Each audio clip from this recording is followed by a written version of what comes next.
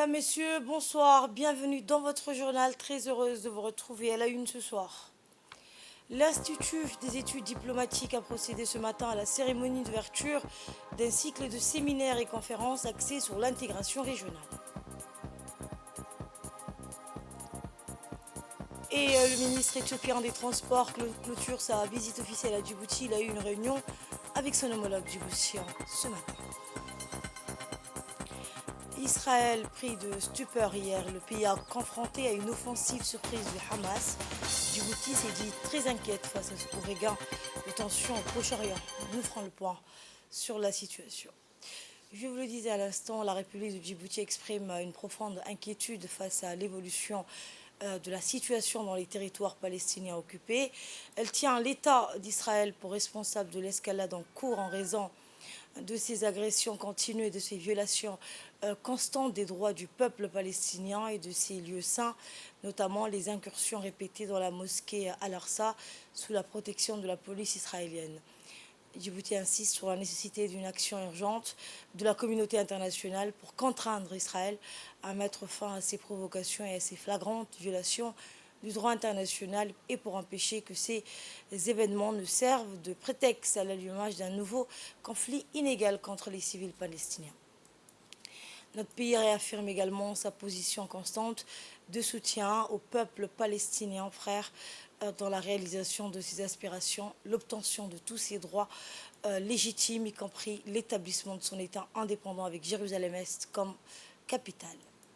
659 morts israéliens et 370 morts palestiniens, c'est le nouveau bilan de cette attaque.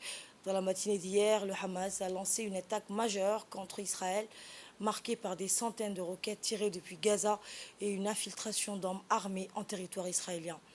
Les troupes israéliennes ont riposté en bombardant Gaza et en engageant des combats terrestres. Cette attaque surprise représente la plus grave escalade depuis la guerre de 2021. Le commandant du Hamas a revendiqué l'opération déluge d'Al-Aqsa et les habitants israéliens ont vécu dans la panique avec des sirènes et des interceptions de roquettes. Je vous le disais en titre, l'Institut des études diplomatiques a procédé ce matin à la cérémonie d'ouverture d'un cycle de séminaires et conférences axés sur l'intégration régionale. Cette plateforme de dialogue cherche à discuter du multilatéralisme, régionalisme, le changement en cours sur la scène internationale et construction d'un nouvel ordre mondial, mais également des questions d'ordre économique qui seront examinées, et cela à la lumière de l'intégration régionale pour sensibiliser et influencer les orientations politiques sur ces thématiques, mais aussi ils discuteront sur les voies et moyens de la mise en place d'une plateforme susceptible de permettre aux cadres d'appréhender les enjeux des défis géopolitiques. Ce séminaire de formation fournira les éléments cognitifs utiles pour comprendre la nouveauté et l'ampleur des processus de changement, lesquels s'opèrent dans les équilibres multilatéraux internationaux avec l'affirmation de nouvelles coordinations régionales, continentales et sous-continentales. Écoutez l'ambassadrice de l'Union européenne à Djibouti auprès de l'IGAD, Sylvie Tabès.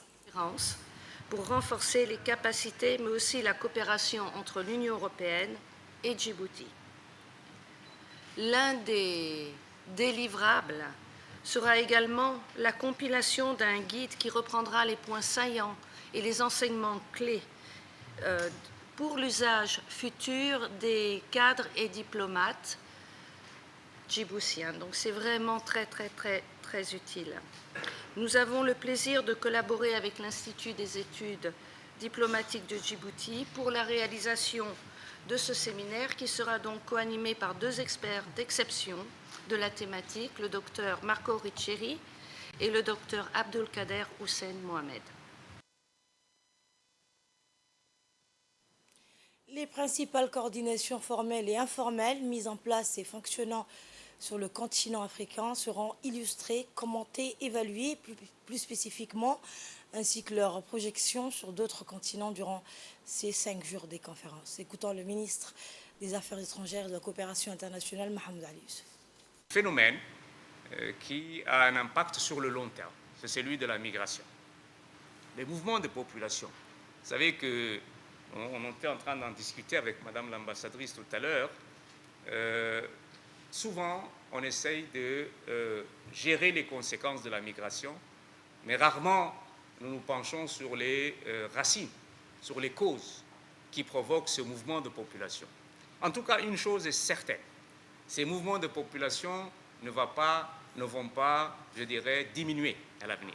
Ils vont augmenter, crescendo. Et les raisons sont multiples.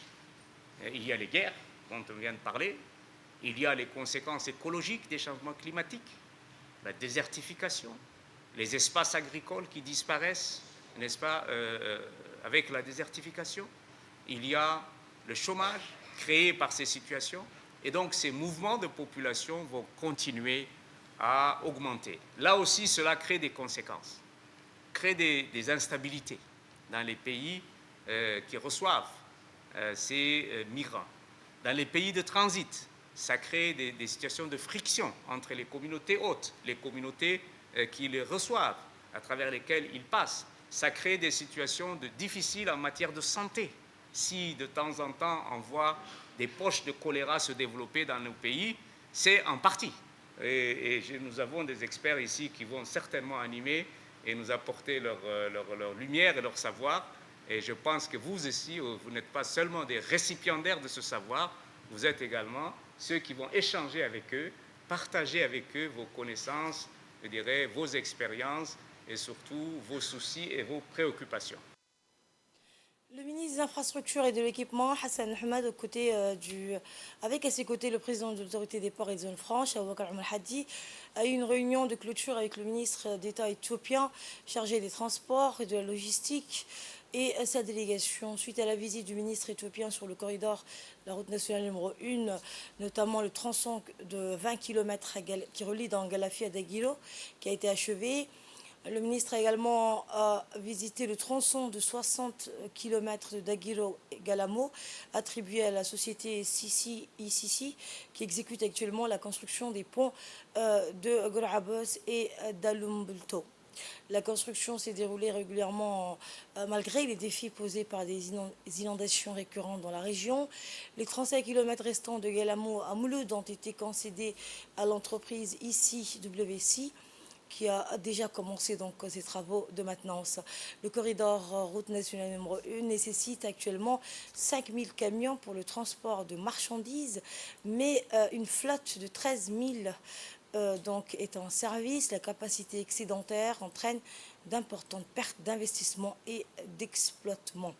La partie éthiopienne a demandé aux deux pays de synchroniser leur journée de travail alors que les ports et les zones franches de Djibouti fonctionnent 7 jours sur 7. Il conviendrait que les douanes, les agents maritimes, les transitaires et les banques s'alignent aussi sur les mêmes jours ouvrables, abordant également l'accord sur le transport de passagers. Le président de l'autorité des ports et des zones franches a salué l'initiative, soulignant son rôle dans la facilitation de la connectivité directe entre les deux pays.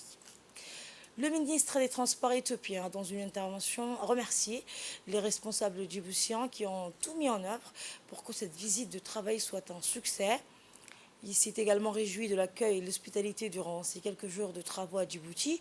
Le haut responsable éthiopien a rappelé que cette visite s'inscrit dans le cadre de renforcement des relations bilatérales historiques existantes entre les deux pays.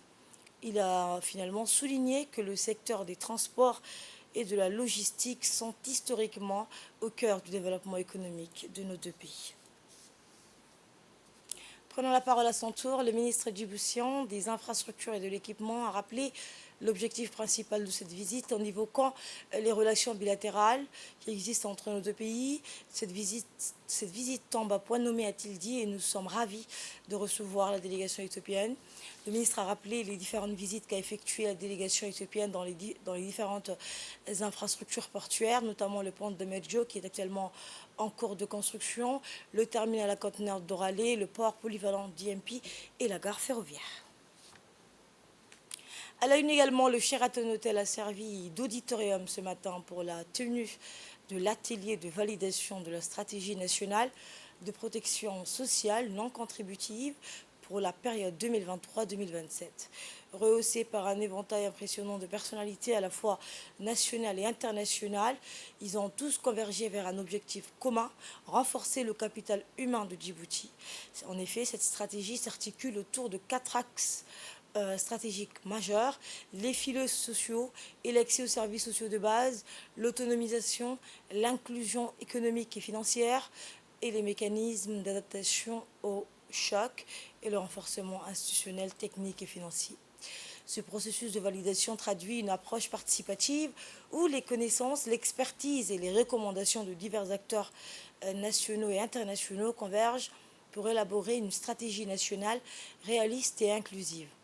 Dans le contexte actuel marqué par une croissance de la précarité plurielle, l'élaboration d'une stratégie nationale de protection sociale non contributive s'avère aujourd'hui plus que jamais impérative.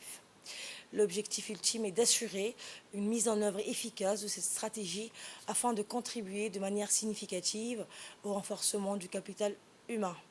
Le ministère des Affaires sociales et des Solidarités, depuis sa création en 2008, a vu son mandat s'élargir en réponse à des enjeux sociaux de plus en plus complexes.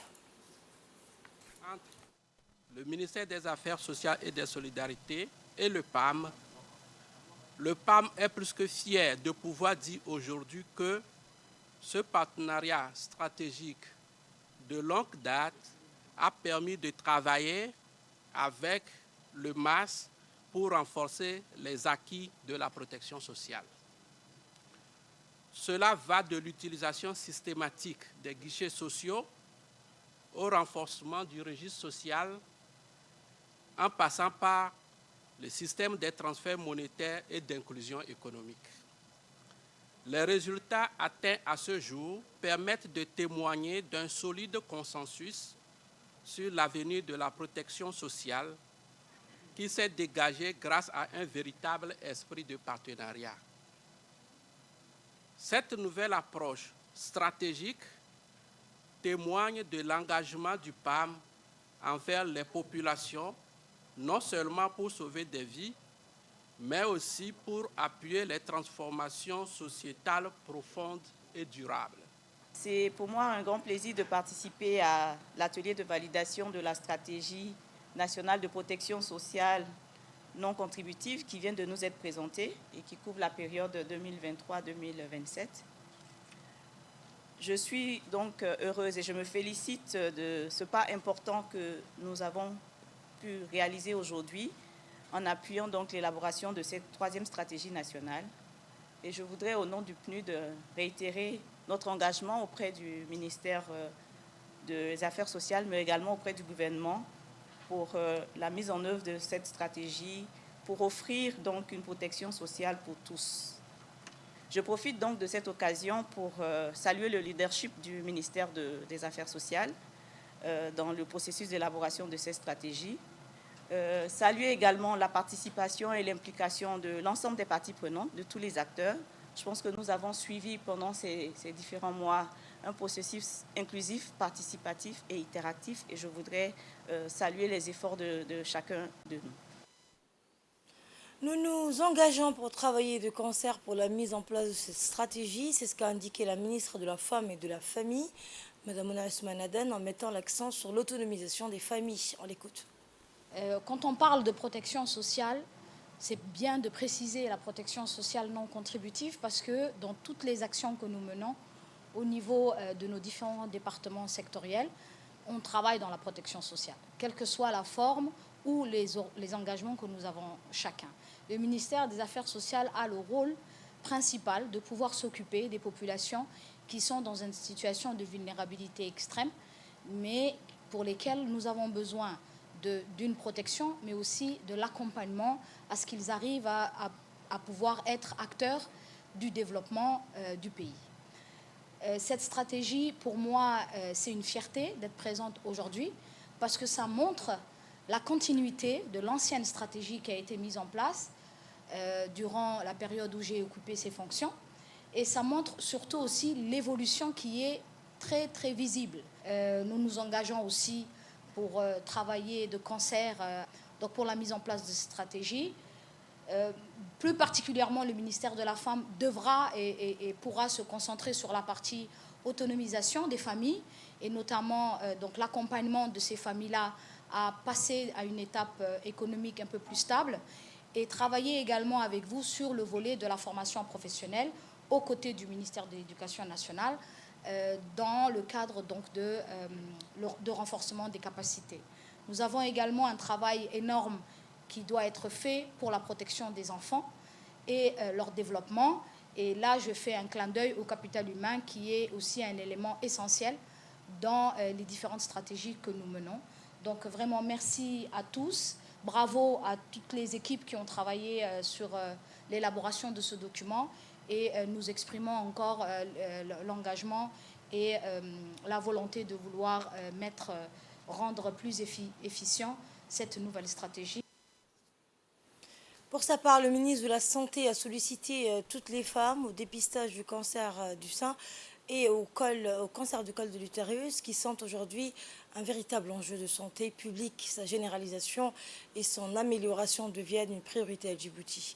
On écoute le ministre de la Santé. Cette stratégie nationale de protection sociale est la bienvenue. Nous avons besoin dans notre pays d'avoir un socle social, un socle d'aide, d'entraide, de soutien aux populations vulnérables.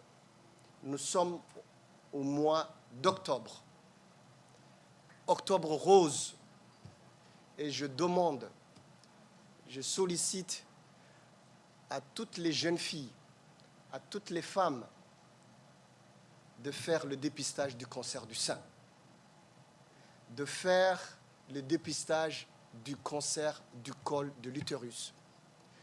Ces deux maladies ont un impact terrible sur notre population.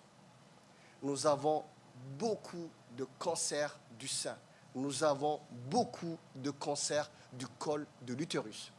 La prévention ne coûte rien du tout. La mammographie, le dépistage, le frottis du col de l'utérus, toutes ces prestations sont gratuites. C'est incroyable quand même. Sont gratuites au niveau du centre de Husseina. Et nous voulons que les jeunes filles, les femmes, puissent faire tous les 3 ans, ces dépistages du cancer du sein et du cancer de l'utérus, parce que ces maladies ne sont pas soignables.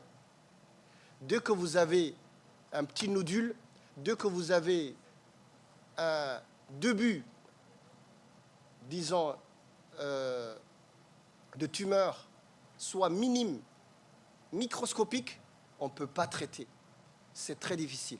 Pourtant, la prévention ne coûte rien du tout.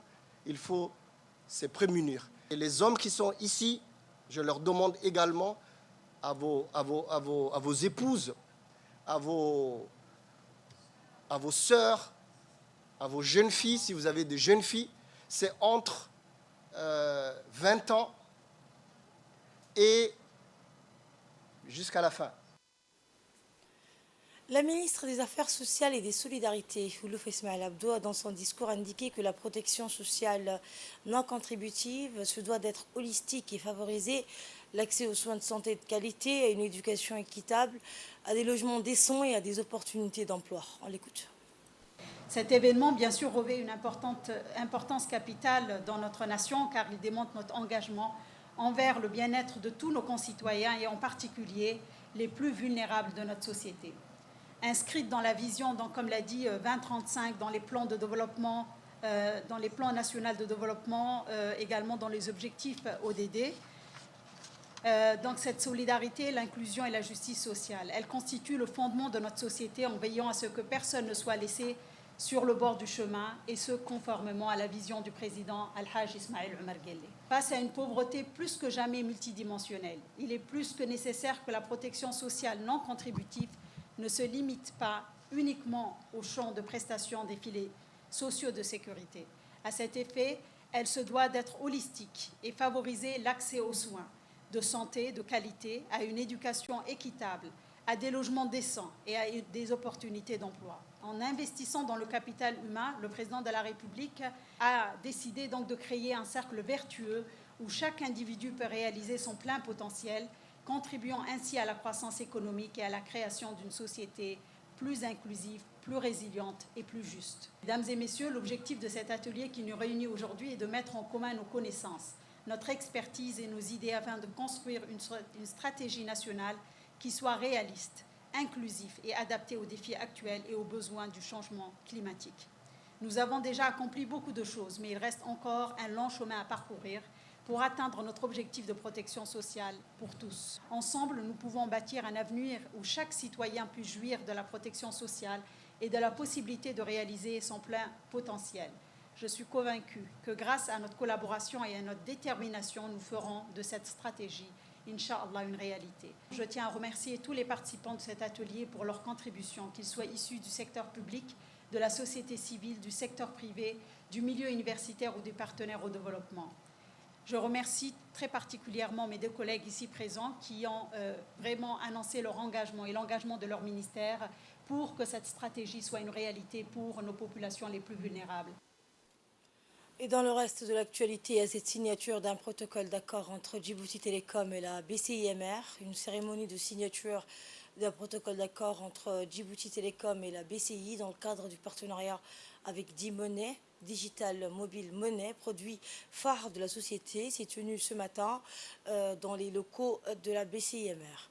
En effet, le directeur général de Djibouti Telecom, Mohamed Assouebouh, et le directeur général de la BCI, Régie Baréac, ont signé un accord de partenariat. Cette banque rejoint elle aussi les partenaires de Djibouti Telecom dans ce nouveau défi, la mise en place du porte-monnaie électronique.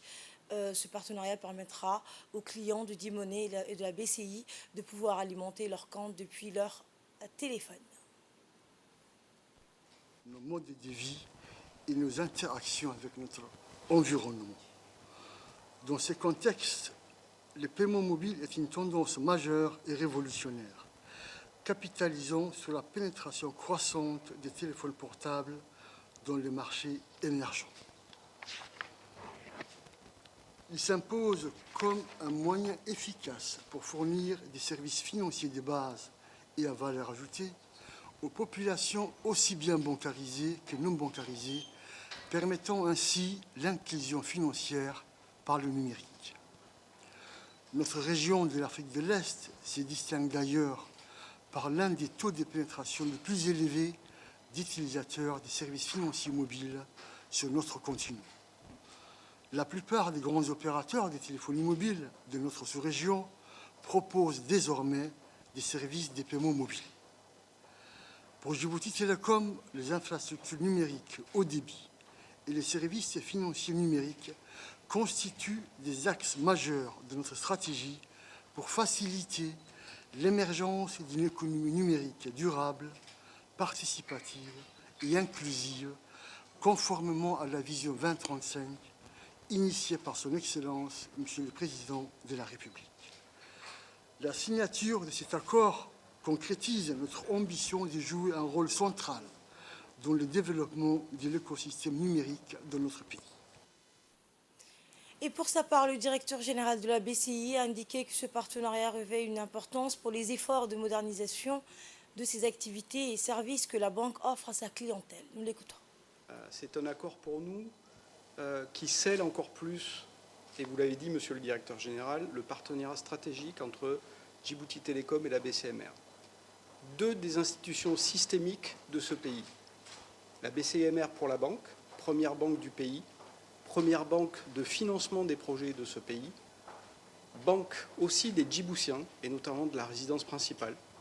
Donc c'est extrêmement important d'être avec l'acteur majeur de la modernité de demain, Djibouti Telecom.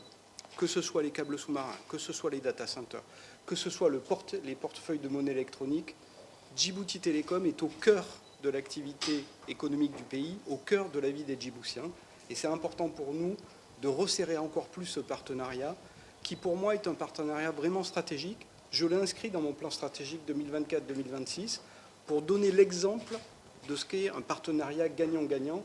Et c'est grâce à vous, cher Mohamed, à votre volonté, à nos échanges, à nos accords, à la confiance de vous et vos équipes que nous pouvons mettre en œuvre tout ça. Oui, la BCMR est un acteur résolument ancré à Djibouti. L'École nationale d'études judiciaires a clôturé ce matin une session de formation destinée aux acteurs clés du paysage juridique.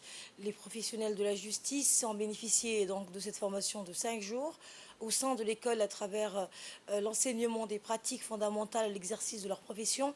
Cette formation judiciaire devrait donc davantage promouvoir la culture commune de l'état de droit, protéger les droits fondamentaux, renforcer la numérisation de la justice, aller au-delà de l'éducation juridique et soutenir le perfectionnement des compétences professionnelles. La priorité est la formation des juges et des procureurs, mais tous les professionnels de la justice sont concernés, personnel des tribunaux, avocats et juristes, notaires, huissiers de justice, etc.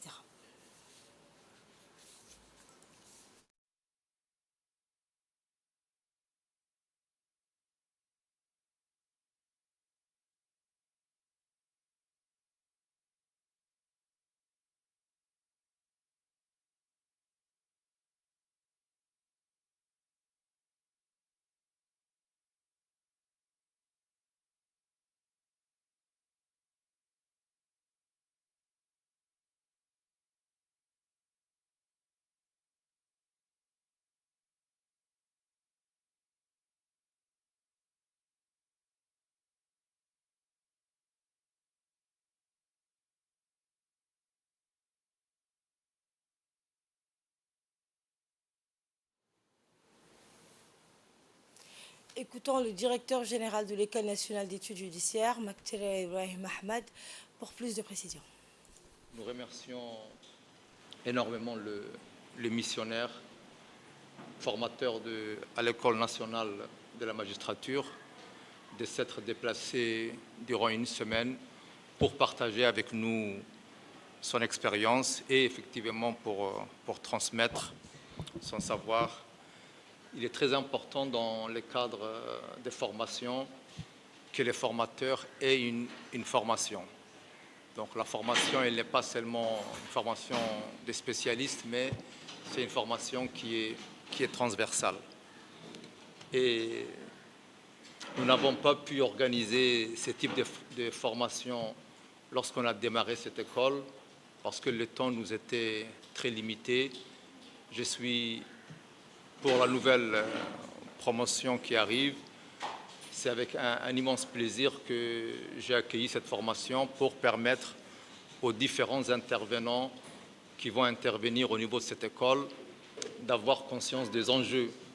Enjeux non seulement pour eux, mais effectivement enjeux pour retenir l'attention et pour permettre à ce que les formations soient les plus interactives possibles. Et vraiment, c'est un immense plaisir et un immense honneur, comme je l'ai dit si tôt, de vous recevoir. Donc, c'est la dernière séance de formation. J'espère que nous en tirerons profit. À Tadjoura, les éléments de la gendarmerie mobile en poste au PK9 ont mené dans la matinée d'hier une opération de rafle des clandestins sur le corridor route nationale numéro 9, 413 individus, dont 164 femmes et 249 hommes, tous originaires de l'Éthiopie, ont été arrêtés. Cette démarche a été faite sur 3 endroits préalablement identifiés comme étant le point de rassemblement de ces migrants en provenance donc de l'Éthiopie, à savoir Sagalou, à la rentrée de Calaf, en venant de Djibouti. Vu les nombres importants, ces ressortissants clandestins pèsent lourdement de manière sociale et sécuritaire dans la région de Tadjoura. Le préfet, donc, vous le voyez à l'image, Mohamed Ahmed Abbas, a effectué une visite au camp de la gendarmerie mobile et a suivi les explications sur les déroulements des activités menées par les gendarmes en poste PK9. Le préfet a encouragé les gendarmes qui ont fait un travail remarquable et les a exhortés à continuer à travailler dans ce sens afin de protéger la sécurité sociale de la région. Le régiment interarmé de Dikil a orchestré une opération d'interpellation le 1er octobre, mettant sous les feux de la rampe un ressortissant éthiopien. Le bagage de cet individu comprenait un sac à dos contenant 9 tasses de cannabis pesant chacune 500 grammes, totalisant ainsi 4 kg et 500 grammes. La valeur de cette saisie est estimée à 500 000 francs djiboutiens. Et bien à la suite de cette saisie, le détachement de la police de Dikil et la douane ont lancé une enquête approfondie dans le but de démanteler les membres de ce réseau de trafic de cannabis qui possède le monopole du marché noir de ces substances interdites et illicites. La nature et l'origine exacte de ces produits illicites ont été identifiés. L'individu en question a été traduit devant le tribunal pour répondre de ces actes.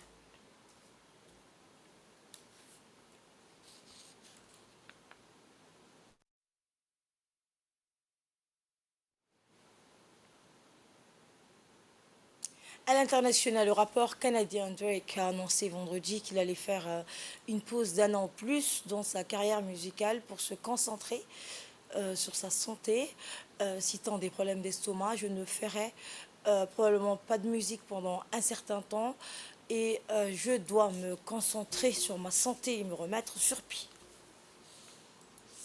Et c'est la fin de cette édition. Merci à vous de m'avoir accompagné. Je vous dis à demain et je vous souhaite une très belle soirée.